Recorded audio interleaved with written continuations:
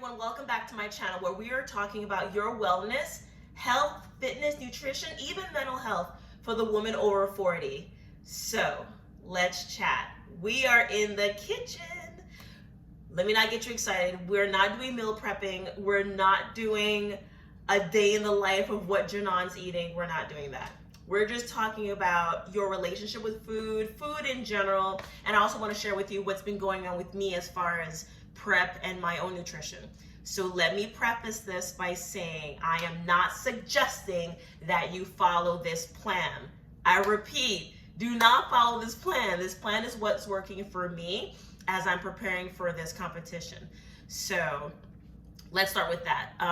If you have been with me from the beginning, the first couple of videos were about me preparing for this bikini competition back in February, March. And with the pandemic, the competitions have canceled. So I was preparing for one in April, no go. May, no. October, no. So the last one is gonna be in November, somewhere in South Carolina, and I am about 97 days from the show.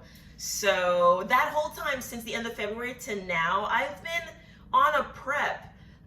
Towards April is when things kind of got sketchy because when things got canceled, my coach told me to do a refeed, which don't worry about all that. But basically, I was not so strict on the prep because there was no competition to prepare for. But I didn't want to gain all the weight back that I had lost during the prep. So what does that mean? So I have a coach who gives me a meal plan, and it's very specific, measurements and all, and what exactly to eat. And if it's not on there, I don't eat it. So that's really what I've been doing for the most part. I've been doing. And this November competition is coming up. And so granted, it's only August, but preparing for these competitions, you need a good amount of time to prepare and to get your body ready for. So why am I bringing this up to you? You're not in a bikini competition, or maybe you are, I don't know, if you're preparing for something. I'm bringing this up because I'm talking about food and goals. So being on this channel, I have mentioned before, and if I haven't, I'm going to mention it again. I believe in the mindset of you eat for your goals. So what am I talking about? So some people say, well, your food should taste good and you should eat for pleasure. And yeah, that's fine if you don't have a specific goal in mind. But for me, right now, I'm about 135 pounds. My coach would like to see me at 125, 128 on stage in November. So what does that mean? That means I'm going to be eating stuff that I don't normally eat, or I'm going to be eating less, drinking a lot of water, things like that. Why?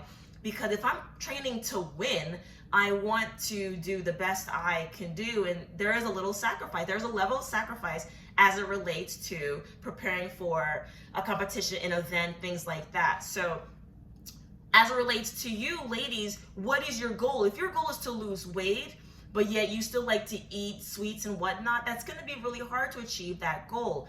So what I'm getting at is, it's really important for you to tell yourself, look, I can sacrifice for 90 days just to get in the habit of eating better, eating lighter, or just eating something completely different than what I'm used to, because the goal is to lose weight. The goal is to have a healthier wellness. The goal is to feel better, not feel sluggish and exhausted.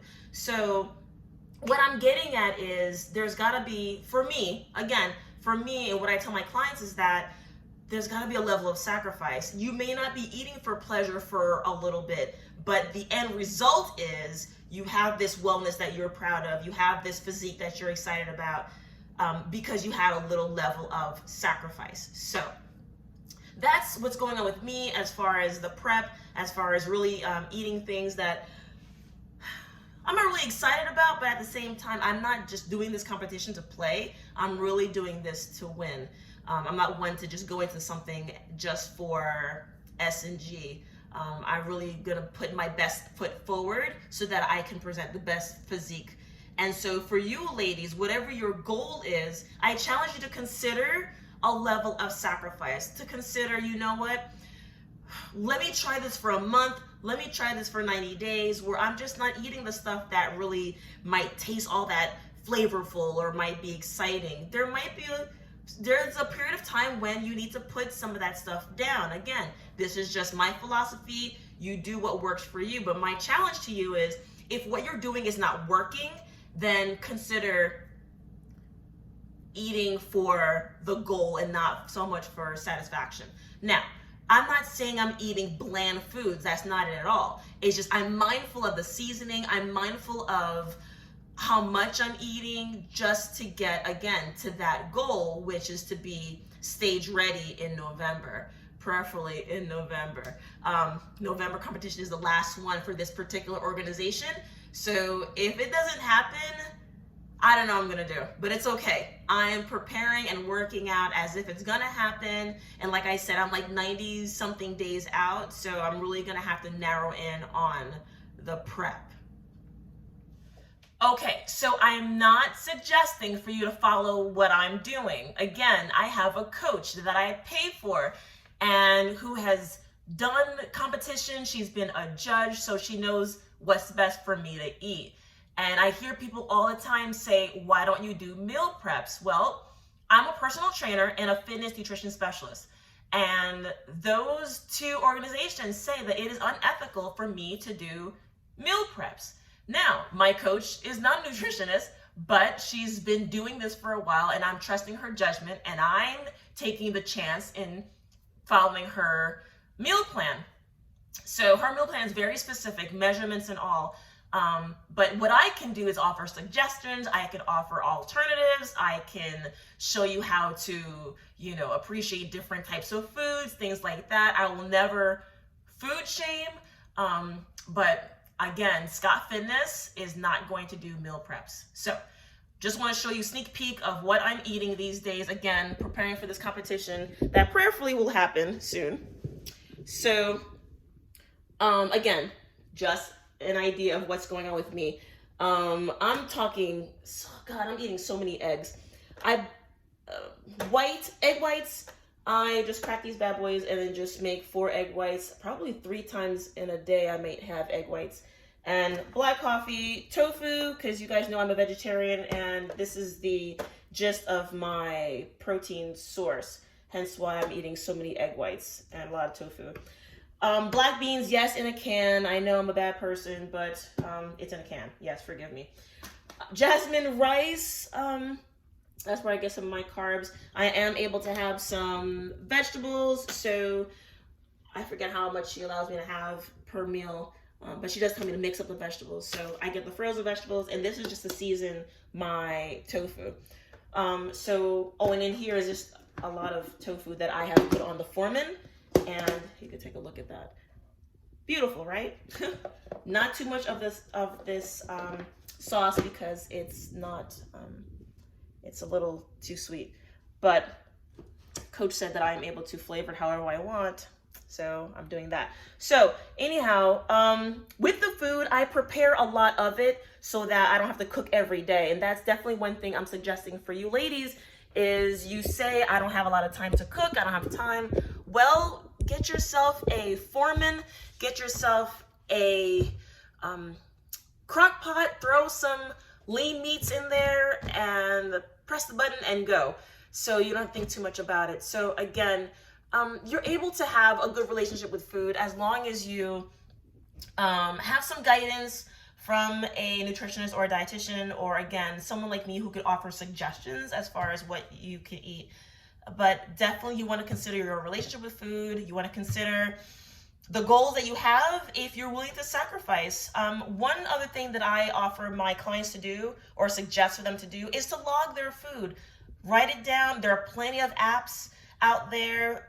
Some of the apps allow me to see what they're eating, and so I can see for a couple of days, not for ever. It's just I'll ask them for a couple of days, one of the days being a weekend, and I will look and see what they've been eating, asking them to put everything that they've eaten so that I can see what they're eating, look at their caloric intake, and check out their macros, protein, fat, and carbs, to see if they're getting enough for their body weight, for their goal. If I see something that there could have been an alternative, I will offer that alternative. I may send them a message, or next time I see them in the garage gym, I'll say, hey, I noticed on Tuesday you had a sandwich from Subway. Hey, do you want to consider half? Hey, how about wheat? Instead of mayo, how about mustard? Things like that. So definitely it's good to have someone to just take a look at what you're eating and to offer some suggestions. So short video, nothing too crazy. We're talking about your relationship with food. We're talking about sacrifice as far as food is concerned. Consider a nutritionist, consider a dietitian if you are seriously having problems figuring out what's the best thing to eat. And or even your personal trainer, if you want to ask them, that's fine. They may offer a meal plan, but like I said, here at Scott Fitness, we're not doing that. So like I said, I will offer suggestions. I may offer an alternative, but at the end of the day, your relationship with food is yours, and your level of sacrifice is what you decide for what your goal is. So if this was helpful, please give this a thumbs up for me. Consider subscribing to my channel. And I am uploading a video every Monday, whether we're chatting like this or we're doing a workout. So again, subscribe, tell a friend, consider your relationship with food. And as always, we are here to encourage and empower that woman over 40 for their best healthy life, their wellness, and even their mental health. So I'll see you next time. You take care.